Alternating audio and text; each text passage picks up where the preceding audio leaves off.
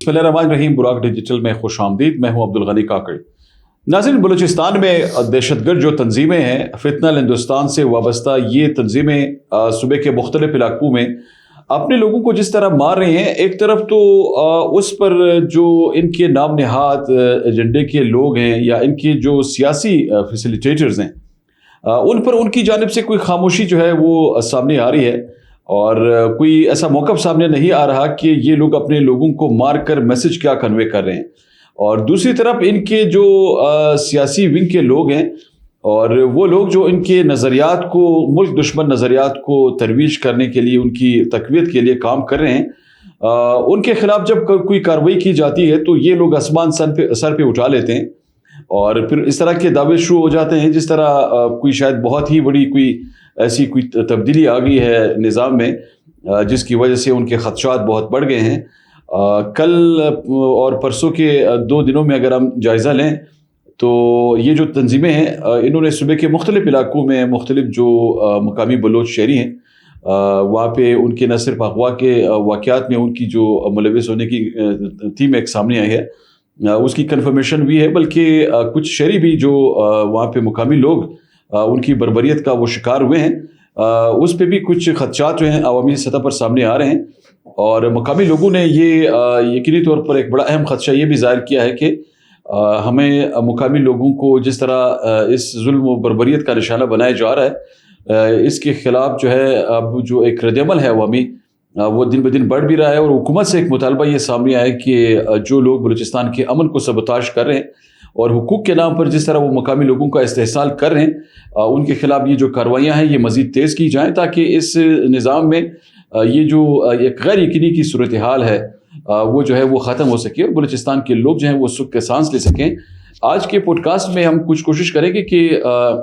ये जो कुछ उमूर सामने आ रहे हैं इनका कुछ अहाता करें। तो हमारे साथ स्टूडियोज़ में तशरीफ़ रखते हैं अदनान सलीम बलोच, उनकी जानिब जाते हैं। अदनान, शुक्रिया। एक तो ये बताइएगा कि ये अब आप देख रहे होंगे कि बलूचिस्तान के मुख्तलिफ इलाकों से अभी कुछ दिनों में मुसलसल हमने कुछ खबरें ऐसी देखी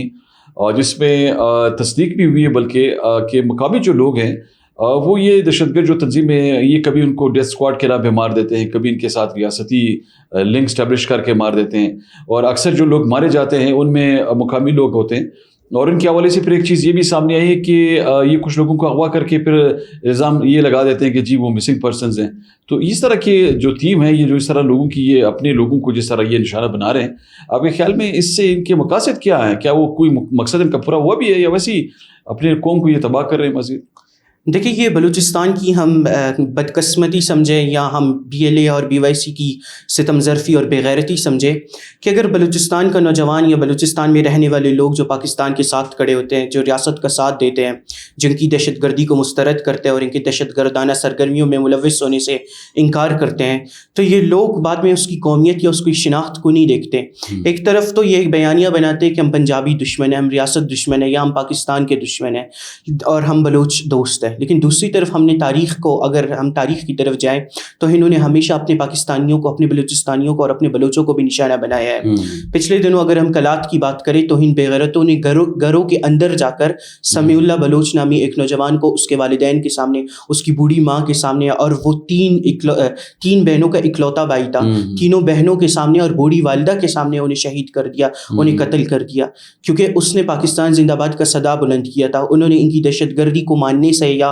उसकी सहूलतकारी करने से इनकार कर दिया था। तो दुनिया को ये इल्म होना चाहिए कि ये लोग बलूच दुश्मन है, ये बलूचिस्तान के खैरख्वाह नहीं है। लेकिन यहाँ सबसे बड़ा अलमिया ये है कि ये लोग चंद फ़र्जी नाम लेकर आगे आ जाते हैं या चंद AI जनरेटेड वीडियोज़ या तस्वीरों को लेकर आकर पूरी दुनिया में शोर मचाते हैं कि रियासत ने हमारे फ़लाह को अगवा किया है। लेकिन जब आपके अपने दहशतगर्द घरों में घुस रहे हैं, आपके बलोचों को शहीद कर रहे हैं, आपके बलोचों को सरेआम उनके वालिदैन के सामने कत्ल कर रहे हैं, तो अब ईमान मजारी जैसी इनको ये हुकूक दिखाई नहीं देते ना। ये आपने बड़ी अच्छी बात की कि जब ये मुकामी लोगों को उनके रिश्तेदारों के सामने मार कर अपने अज़ाइम की तकमील के लिए काम करते हैं, तो उसमें तो उन्होंने सबसे ज़्यादा नुकसान अपने लोगों को भी पहुंचाया। फिर ये जो सो कॉल्ड इंसानी हकूक़ के नाम पे जो तहरीकी ये लोग चलाते हैं, उन कोशिशों में क्या उनको वो दिखाई नहीं देता कि लोग तो जान गए कि आपने तो अपने लोगों को नुकसान पहुंचाया? دیکھیں ان کی بلوچستان میں جتنے بھی تحریکیں چل رہی ہیں آپ بتائیں کیا ان سے بلوچستان کو تعلیم مل رہا ہے, بلوچستان کو صحت مل رہا ہے, بلوچستان کو روزگار مل رہا ہے, بلوچستان کو کیا مل رہا ہے؟ بلوچستان صرف ان کی تحریکوں کی وجہ سے ہمیشہ پسماندہ رہا ہے, بلوچستان ہمیشہ کٹتا رہا ہے, بلوچستان ہمیشہ انہی کی وجہ سے جلتا رہا ہے, انہی کے دہشت گرد ہمارے سہولیات کو متاثر کرتے ہیں, ہمارے اسکولوں پر حملہ آور ہوتے ہیں, ہمارے گھروں پر حملہ آور ہوتے ہیں, ہمارے معصوم نوجوانوں کو جو پاکستان کی بات کرتے ہیں, جو ان کی تحریکوں کی مخالفت کرتے ہیں یا ان کی نظریات کے ساتھ مخالفت رکھتے ہیں, یہ لوگ ان کو نقصان پہنچاتے ہیں, خواہ وہ پنجابی ہو یا بلوچ ہو یا براوی ہو یا پشتون ہو یا ہزارہ ہو. بلوچستان میں جو بھی ان دہشت گردوں کی مخالفت کرتا ہے یا BYC جیسی تحریکوں کی مخالفت کرتا ہے وہ لوگ ان کو نقصان پہنچاتے ہیں, تو ان کی تحریکوں سے بلوچستان کو کچھ نہیں ملا ہے. اچھا اس میں عدن یہ بھی تھوڑا سا بتائیے گا کہ یہ جو مارنگ کے حوالے سے جو تفصیلات سامنے آئی عدالتی کارروائی کے حوالے سے, تو اس میں کچھ کیسز میں شاید ان کی کوئی ضمانت ہوئی بھی ہے, لیکن کچھ کیسز ایسے ہیں جس میں ابھی تک ان کی ضمانت نہیں ہوئی. تو اب ان کی جو وہ بیان ہے نادیہ, وہ اس پہ بھی کوئی سیاست کر رہی ہے اور قانون خود پاؤ تلے روند رہی ہے. ایک وکیل ہوتے ہوئے کیا اس کو یہ زیب دیتا ہے کہ اس طرح کے معاملات میں قانون کو جو ہے وہ تنقید کا نشانہ بنائے؟ دیکھیں نادیہ لانگو نے FIR 89/2025 میں بڑا رونا ڈالا ہوا ہے کہ میری بہن کو اس میں ضمانت نہیں ملا ہے. اس FIR کا متن یہ ہے کہ دہشت گرد ماہرنگ لانگو نے اپنی سیاسی جتے کے ساتھ اپنی سیاسی دہشت گردوں کے ساتھ کوئٹہ سول ہاسپٹل پر حملہ کیا اور انہوں نے ایک غیر آئینی عمل کے ذریعے, ایک غیر قانونی عمل کے ذریعے ان دہشت گردوں کی لاشوں کو وہاں سے چرایا, وہاں سے فرار کرایا جو کہ ریاست کے تحویل میں تھے. میں سمجھتا ہوں جس طرح سیکورٹی فورسز نے بہادری اور دلیری کے ساتھ ان دہشت گردوں کو جہنم واصل کر کے سول ہاسپٹل کوئٹہ پہنچایا تھا, جس طرح جن لوگوں نے ان کی لاشوں کو فرار کرایا وہ بھی دہشت گرد ہے, کیونکہ دہشت گردوں کا سہولت کار دہشت گرد ہوتا ہے. تو میں سمجھتا ہوں ضمانت کی بجائے دہشت گرد ماہرنگ لانگو اور اس کا وہ سیاسی جتا جنہوں نے اسپتال پر حملہ کیا وہ بھی اسی طرح جہنم واصل ہونے کے حقدار ہے, کیونکہ ان کی بہن کہتی کہ میری بہن اس کیس میں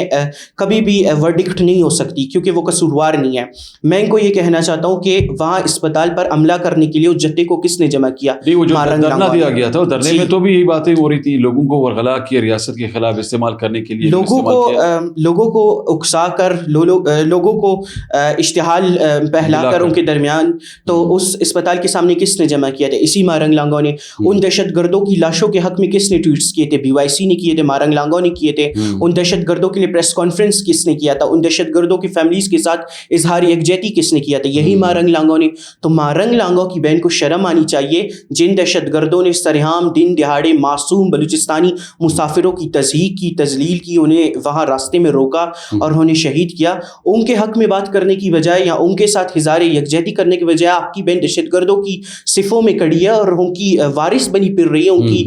لاشوں کو فرار سہولت کار بنی ہوئی, تو آپ کی بہن دہشت گرد ہے. لیکن یہاں سب سے بڑا المیہ یہ ہے, میں سمجھتا ہوں BYC سے میرا ایک سوال یہ ہے کہ آخر اتنی آپ لوگوں کی مجبوری کیا تھی کہ آپ لوگوں کو وہ لاشیں فرار کرانی پڑی؟ وہ آپ کے بڑے ہائی پروفائل مسنگ پرسنس کی لاشیں تھی یا وہ آپ کے ہندوستان کے کچھ را کے ایجنٹس کی لاشیں تھے؟ آخر آپ قوم کے سامنے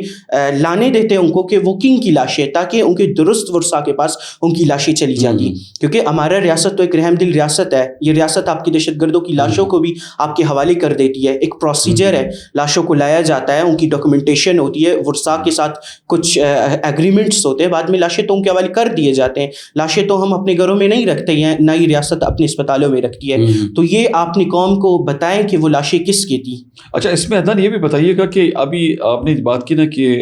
یہ اپنے لوگوں کے خلاف سازشیں کر رہے ہیں اور پھر الزامات واپس ریاست پہ یہ لوگ ڈالتے ہیں. مارنگ بلوچ کی جو گیدرنگز رہی ہیں ماضی میں, آپ نے دیکھا کہ ہر گیدرنگ میں وہ ریاست کے خلاف لوگوں کو استعمال کرتی رہی ہے, لیکن انہوں نے دہشت گردوں کے بیانیے کو سپورٹ کرنے کے علاوہ کبھی ان کے اس معاملے پر تنقید کبھی نہیں کی کہ وہ جو عام لوگوں کو مار رہے ہیں, بلوچستان میں دہشت گردی پھیلا رہے ہیں. کیا یہ مارنگ اس دہشت گردی کو درست سمجھتی ہے؟ دیکھیے دہشت گرد ماہرنگ لانگو ایک دہشت گرد کی بیٹی ہے, وہ دہشت گرد کی ایک وارث اور ایک اکلوتی میں سمجھتا ہوں سیاسی بیانیے کو سنبھالنے والی بیٹی ہے. وہ اگر سامنے بھی آئی ہے, قوم نے اور ملک نے تو اسے موقع دیا کہ وہ سامنے آئے, فرنٹ لائن میں وہ قوم کی خدمت کرے, کیونکہ قوم نے اور اس ملک نے اپنے ٹیکسز سے اور ریاست کے پیسوں سے اسے ڈاکٹر بنایا. قوم نے تو اسے بلوچستانی لوگوں کی خدمت کرنے کا موقع دیا, لیکن اس نے اس راستے کو جھٹلا دیا, وہ دہشت گردی کے راستے پہ آئی. آپ دیکھیے بلوچستان میں جب دہشت گرد ماہرنگ لانگو ایکٹیو ہوئی تو مجھے لگتا ہے کہ بزدل اور بغیرت دہشت گرد جو پہاڑوں میں چھپے ہوئے ہیں ان کو ایک طاقت سی محسوس ہوئی کہ دہشت گرد مہرنگ لانگو ہمارے سامنے فرنٹ لائن بنی رہے گی, وہ رونا دھونا کر کے عورت کاٹ کھیل کر ہمارے لیے ہمدردی سمیٹے گی اور ہم پیچھے سے اسی قوم کو اسی ریاست کو نقصان پہنچاتے رہیں گے. یہ ان کا جو بیانیہ ہے اس میں ایک چیز یہ بھی سامنے آتی ہے نا, اکثر یہ لوگ کہتے ہیں کہ جی ہماری یوتھ کو لوگ مس یوز کر رہے ہیں, مطلب ریاست پہ یہ الزام لگتا ہے کہ لوگوں کو روزگار کے مواقع نہیں فراہم کیے جاتے. اب ریاست تو اقدامات کر رہی ہے نا, حکومت کے جو ریسورسز ہیں وہ تو یوٹیلائز کیے جاتے ہیں اور بلا تفریق کیے جاتے ہیں, اس میں یہ تو نہیں کہ صرف بلوچ کو یہ روزگار کے مواقع جو فراہم کیے جائیں, ایوریج پاکستانی جو بھی ہے اس کو یہ سہولیات ملتی ہیں جو میرٹ بیسڈ جو بھی ایکٹیویٹیز ہوتی ہیں. لیکن ایک چیز اور آپ نے نوٹ کیا کہ یہ جو اسمگلنگ کے خلاف اقدامات ہو رہے ہیں, تو اس اسمگلنگ کے روکنے کے لیے ظاہر ہے یہ تو ایک مینڈیٹ ہے ادارہ ریاست کا کہ وہ اس کی روک تھام کے لیے اقدامات کریں. تو اس کے لیے جو اقدامات ہوتے ہیں آپ اس کو کس طرح دیکھتے ہیں کہ یہ جو ہماری بلوچ انسرجنسی ہے جو جن علاقوں میں زیادہ اس وقت دیکھی جا رہی ہے, وہاں پہ ان علاقوں میں یہ جو معاملات سامنے آ رہے ہیں, یہ اسمگلرز جو ہیں اپنے لوگوں کو مار رہے ہیں یا اپنے جو سیکیورٹی اہلکار ہیں جو ان کی حفاظت کے لیے مامور ہوتے ہیں ان کو مار دیتے ہیں, اور پھر الزام یہ لگتا ہے کہ جی ہمیں تو انہوں نے اسمگلنگ سے کیوں روکا. کیا یہ اسمگلنگ بھی ان کے ذریعہ معاش کا ایک ذریعہ بن چکا ہے بھی کیا؟ دیکھیں بلوچستان کی اگر ہم بات کریں, بلوچستانی ریاست جب بھی ہمارے نوجوانوں کو تعلیم دیتی ہے, صحت دیتی ہے, روزگار دیتی ہے, یا تعلیمی اداروں میں آنے کے مواقع دیتی ہے, یا بلوچستان کا نوجوان اٹھتا ہے پاکستان کی بات کرتا ہے, تو یہ BYC کی چند دہشت گرد خواتینوں کو فوراً ریاستی ٹاؤٹ ہونے کا لیبل لگا لیتے ہیں. لیکن اگر دوسری طرف ہم دیکھیں یہ ہندوستان کی بات کرتے ہیں, یہ افغانستان کے حق میں ٹویٹس کرتے ہیں, یہ دہشت گردوں کی پشت پناہی کرتے ہیں, تو یہ خود بتائیں کہ یہ کس کے ٹاؤٹس ہیں. جب ہمیں ان کو ہندوستانی ٹاؤٹس کہتے ہیں, جب ہمیں انہیں دہشت گرد کہتے ہیں, جب ہمیں انہیں ہندوستان کی دلال اور دلال کہتے ہیں, تب ان کو اتنی کیوں تکلیف ہوتی ہے. تو یہ اس بات کو ایکسیپٹ کرے, پورا بلوچستان سکون سے بیٹھا ہوا ہے, ہماری خواتین اپنے گھروں میں بیٹھی ہوئی ہے, وہ پاکستان کے لیے اپنا کردار ادا کر رہی ہے, ہماری خواتین پاکستان کے بہت سے شعبوں میں ترقی میں اپنا حصہ ڈال رہی ہے. صرف یہ 4-5 خواتین ہیں جن کو تکلیف ہے, درد ہے پاکستان سے, جو کہ پاکستان کے میں سمجھتا ہوں مخالفت میں مبتلا ہو چکے ہیں. تو ان کو یہ بات ایکسیپٹ کرنی چاہیے کہ بلوچستان آگے بڑھ رہا ہے, کیونکہ ہم اپنی ریاست کے ساتھ اس لیے کھڑے ہیں کیونکہ ہم اس ملک میں رہتے ہیں, ہم اس کے باشندے, یہ ہمارا حق اور فرض بنتا ہے کہ ہم اس کی بات کریں. آپ غیر قانونی عمل کر رہے ہیں, آپ غیر ملکی جو ایجنڈے ہیں ان کو آگے لے کے جا رہے ہیں, تو آپ ٹاؤٹس ہیں, آپ ایجنٹس ہیں, آپ دہشت گرد ہیں. ہم محب وطن پاکستانی ہیں, ہاں ہم پاکستان کے ایجنٹس ہیں, ہم پاکستان کی بات کریں گے کیونکہ ہمارا ملک ہے, ہمارا ریاست ہے, ہم یہاں رہتے ہیں. دوسری طرف آپ نے اسمگلرز کی بات کی, تو میں سمجھتا ہوں یہ بالکل ان کا دوغلا پن ہے, یہ ان کی ستم ظرفی ہے. ایک طرف آپ کے سیکیورٹی فورسز وہاں آپ کی حفاظت کریں, دن رات آپ کے علاقوں کی حفاظت کریں تاکہ وہاں دہشت گردی نہ ہو, تاکہ وہاں پہ اسلحے کی فراہمی نہ ہو, تو دوسری طرف آپ کے سیکیورٹی فورسز آپ کی دہشت گردی کا نشانہ بن رہے ہیں, آپ کی گولیوں کا نشانہ بن رہے ہیں, اور بعد میں جب آپ کے خلاف ایکشن ہوتا ہے تو آپ بلوچستان میں بے روزگاری کا رونا ڈالتے ہیں. بے روزگاری اگر آپ لوگوں کے